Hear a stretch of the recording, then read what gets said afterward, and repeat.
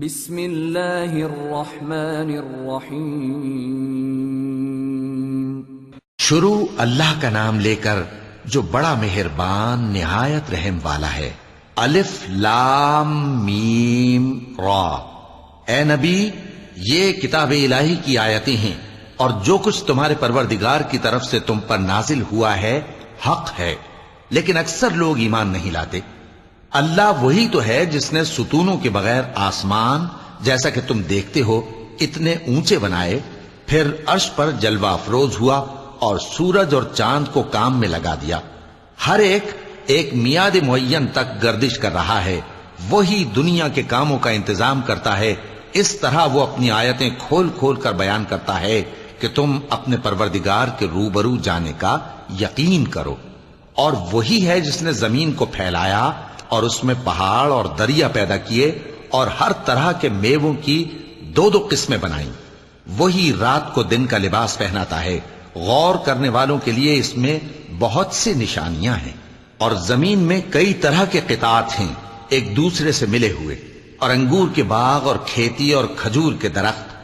بعض کی بہت سی شاخیں ہیں اور بعض کی اتنی نہیں ہوتی، باوجود کہ پانی سب کو ایک ہی ملتا ہے۔ اور ہم بعض میووں کو بعض پر لذت میں فضیلت دیتی ہیں، اور اس میں سمجھنے والوں کے لیے بہت سی نشانیاں ہیں۔ اگر تم عجیب بات سننی چاہو تو کافروں کا یہ کہنا عجیب ہے کہ جب ہم مر کر مٹی ہو جائیں گے تو کیا از سر نو پیدا ہوں گے؟ یہی لوگ ہیں جو اپنے پروردگار سے منکر ہوئے ہیں، اور یہی ہیں جن کی گردنوں میں طوق ہوں گے، اور یہی اہل دوزخ ہیں کہ ہمیشہ اس میں جلتے رہیں گے۔ اور یہ لوگ بھلائی سے پہلے تم سے برائی جلدی سے مانگتے ہیں، یعنی طالب عذاب ہیں، حالانکہ ان سے پہلے عذاب واقع ہو چکے ہیں۔ اور تمہارا پروردگار لوگوں کو باوجود ان کی بے انصافیوں کے معاف کرنے والا ہے، اور بے شک تمہارا پروردگار سخت عذاب دینے والا ہے۔ اور کافر لوگ کہتے ہیں کہ اس پیغمبر پر اس کے پروردگار کی طرف سے کوئی نشانی کیوں نازل نہیں ہوئی؟ اے نبی، تم تو صرف خبردار کرنے والے ہو، اور ہر ایک قوم کے لیے رہنما ہوا کرتا ہے۔ اللہ ہی اس بچے سے واقف ہے جو عورت کے پیٹ میں ہوتا ہے، اور وہی پیٹ کے سکڑنے اور بڑھنے سے بھی واقف ہے، اور ہر چیز کا اس کے ہاں ایک اندازہ مقرر ہے۔ وہ چھپی اور ظاہر چیزوں کا جاننے والا ہے، سب سے بزرگ ہے، عالی رتبہ ہے۔ کوئی تم میں سے چپکے سے بات کہے یا پکار کر، یا رات کو کہیں چھپ جائے یا دن کی روشنی میں کھلم کھلا چلے پھرے، اللہ کے نزدیک برابر ہے۔ اس کے آگے اور پیچھے اللہ کے چوکیدار ہیں جو اللہ کے حکم سے اس کی نگرانی کرتے ہیں۔ اللہ اس نعمت کو جو کسی قوم کو حاصل ہے نہیں بدلتا جب تک کہ وہ اپنی حالت کو نہ بدلے، اور جب اللہ کسی قوم کے ساتھ برائی کا ارادہ کرتا ہے تو وہ پھر نہیں سکتی، اور اللہ کے سوا ان کا کوئی مددگار نہیں ہوتا۔ وہی تو ہے جو تم کو ڈرانے اور امید دلانے کے لیے بجلی دکھاتا اور بھاری بھاری بادل پیدا کرتا ہے، اور رعد اور فرشتے سب اس کے خوف سے اس کی تسبیح و تحمید کرتے رہتی ہیں۔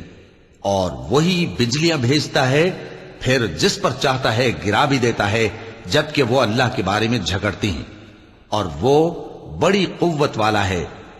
کام کا پکارنا تو اسی کا ہے، اور جن کو یہ لوگ اس کے سوا پکارتے ہیں وہ ان کی پکار کو کسی طرح قبول نہیں کرتے، مگر اس شخص کی طرح جو اپنے دونوں ہاتھ پانی کی طرف پھیلا دے تاکہ دور ہی سے اس کے منہ تک آ پہنچے، حالانکہ وہ اس تک کبھی بھی نہیں آ سکتا۔ اور اسی طرح کافروں کی پکار بیکار ہے۔ اور جتنی مخلوقات آسمانوں اور زمین میں ہے، خوشی سے یا ناخوشی سے اللہ کے آگے سجدہ کرتی ہے، اور ان کے سائے بھی صبح و شام سجدے کرتے ہیں۔ چونکہ آیت سجدہ تلاوت کی گئی ہے، لہذا سامعین پر سجدہ واجب ہے۔ ان سے پوچھو کہ آسمانوں اور زمین کا پروردگار کون ہے؟ تم ہی کہہ دو کہ اللہ۔ ان سے کہو کہ کیا تم نے اللہ کو چھوڑ کر ایسے لوگوں کو کارساز بنایا ہے جو خود اپنے نفع و نقصان کا بھی اختیار نہیں رکھتے؟ کہو کیا اندھا اور آنکھوں والا برابر ہیں؟ یا اندھیرا اور اجالا برابر ہو سکتا ہے؟ بھلا ان لوگوں نے جن کو اللہ کا شریک مقرر کیا ہے، کیا انہوں نے اللہ کسی مخلوقات پیدا کی ہے جس کے سبب ان کے لیے مخلوقات مشتبہ ہو گئی ہے؟ کہہ دو کہ اللہ ہی ہر چیز کا پیدا کرنے والا ہے اور وہ یکتا ہے، بڑا زبردست ہے۔ اسی نے آسمان سے مے برسایا، پھر اس سے اپنے اپنے اندازے کے مطابق نالے بہہ نکلے، پھر پانی پر پھولا ہوا جھاگ آ گیا۔ اور جس چیز کو زیور یا کوئی اور سامان بنانے کے لیے آگ میں تپاتے ہیں اس میں بھی ایسا ہی جھاگ ہوتا ہے۔ اس طرح اللہ حق و باطل کی مثال بیان فرماتا ہے۔ سو جھاگ تو سوکھ کر زائل ہو جاتا ہے، اور پانی جو لوگوں کو فائدہ پہنچاتا ہے وہ زمین میں ٹھہرا رہتا ہے۔ اس طرح اللہ صحیح اور غلط کی مثالیں بیان فرماتا ہے تاکہ تم سمجھو۔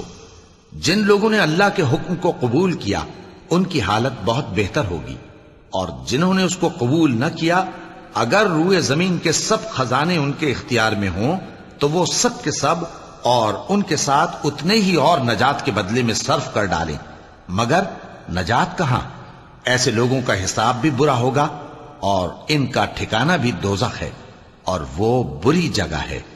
بھلا جو شخص یہ جانتا ہے کہ جو کچھ تمہارے پروردگار کی طرف سے تم پر نازل ہوا ہے حق ہے، وہ اس شخص کی طرح ہے جو اندھا ہے، اور سمجھتے تو وہی ہیں جو عقل مند ہیں، جو اللہ کے عہد کو پورا کرتے ہیں اور قول و قرار کو نہیں توڑتے، اور جن رشتوں کے جوڑے رکھنے کا اللہ نے حکم دیا ان کو جوڑے رکھتے اور اپنے پروردگار سے ڈرتے رہتے اور برے حساب سے خوف رکھتے ہیں، اور جو اپنے پروردگار کی خوشنودی حاصل کرنے کے لیے مصائب پر صبر کرتے ہیں اور نماز پڑھتے ہیں، اور جو مال ہم نے ان کو دیا ہے اس میں سے پوشیدہ اور ظاہر خرچ کرتے ہیں اور نیکی سے برائی کو دور کرتے ہیں، یہی لوگ ہیں جن کے لیے عاقبت کا گھر ہے، یعنی ہمیشہ رہنے کے باغات جن میں وہ داخل ہوں گے، اور ان کے باپ دادوں اور بیویوں اور اولاد میں سے جو نیکوکار ہوں گے وہ بھی بہشت میں جائیں گے، اور فرشتے بہشت کے ہر ایک دروازے سے ان کے پاس آئیں گے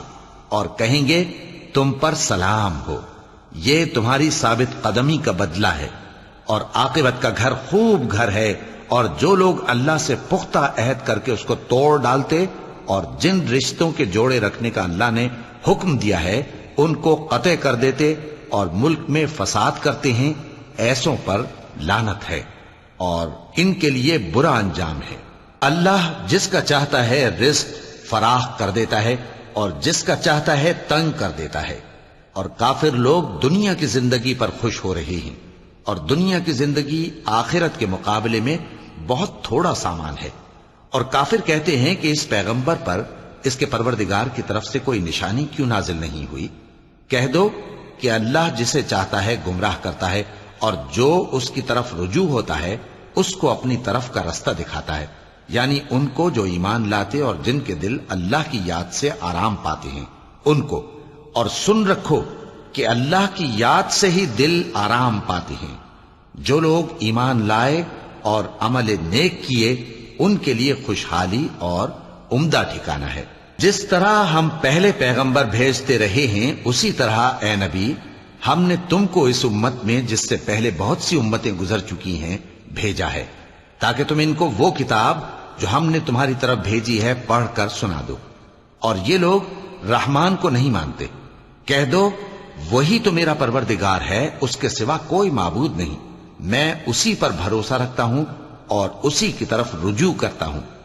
اور اگر کوئی قرآن ایسا ہوتا کہ اس کی تاثیر سے پہاڑ چل پڑتے یا زمین پھٹ جاتی یا مردوں سے کلام کر سکتے تو کیا یہ لوگ ایمان لے آتے؟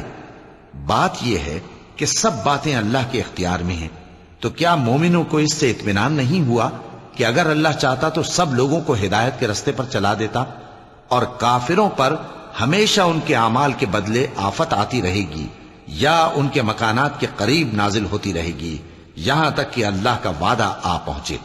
بے شک اللہ وعدہ خلاف نہیں کرتا۔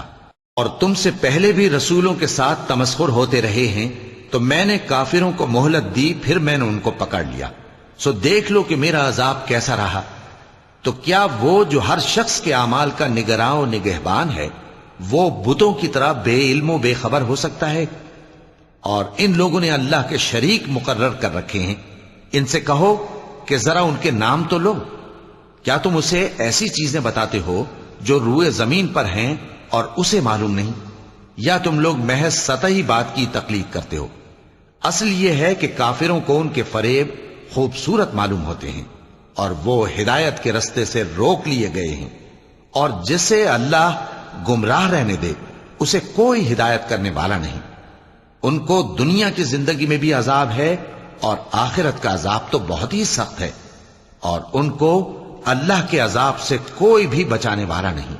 جس جنت کا پرہیزگاروں سے وعدہ کیا گیا ہے اس کی شان یہ ہے کہ اس کے نیچے نہریں بہ رہی ہیں، اس کے پھل ہمیشہ باقی رہنے والے ہیں اور اس کے سائے بھی۔ یہ ان لوگوں کا انجام ہے جو متقی ہیں، اور کافروں کا انجام دوزخ ہے۔ اور جن لوگوں کو ہم نے کتاب دی ہے وہ اس کتاب سے جو تم پر نازل ہوئی ہے خوش ہوتی ہیں، اور بعض فرقے اس کی بعض باتیں نہیں بھی مانتے۔ کہہ دو کہ مجھ کو یہی حکم ہوا ہے کہ اللہ ہی کی عبادت کروں اور اس کے ساتھ کسی کو شریک نہ بناؤں۔ میں اسی کی طرف بلاتا ہوں اور اسی کی طرف مجھے لوٹنا ہے۔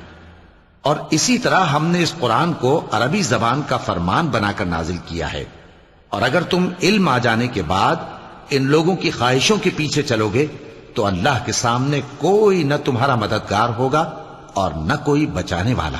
اور اے نبی، ہم نے تم سے پہلے بھی پیغمبر بھیجے تھے اور ان کو بیویاں اور اولاد بھی دی تھیں، اور کسی پیغمبر کے اختیار کی بات نہ تھی کہ اللہ کے حکم کے بغیر کوئی نشانی لے آتا۔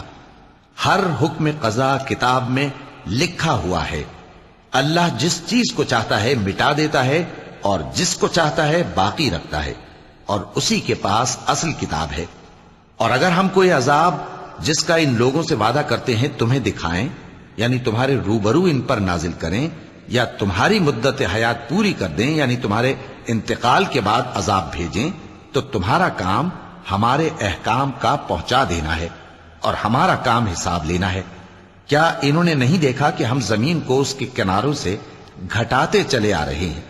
اور اللہ جیسا چاہتا ہے حکم کرتا ہے، کوئی اس کے حکم کا رد کرنے والا نہیں، اور وہ جلد حساب لینے والا ہے۔ جو لوگ ان سے پہلے تھے وہ بھی بہتیری تدبیریں کرتے رہے ہیں، سو تدبیر تو سب اللہ ہی کی ہوتی ہے۔ ہر شخص جو کچھ کر رہا ہے اللہ اسے جانتا ہے، اور کافر جلد معلوم کر لیں گے کہ آخرت میں اچھا انجام کس کے لیے ہوتا ہے۔ اور کافر لوگ کہتے ہیں کہ تم پیغمبر نہیں ہو۔ کہہ دو کہ میرے اور تمہارے درمیان اللہ اور وہ شخص جس کے پاس کتاب آسمانی کا علم ہے بطور گواہ کافی ہے۔ صدق اللہ العظیم۔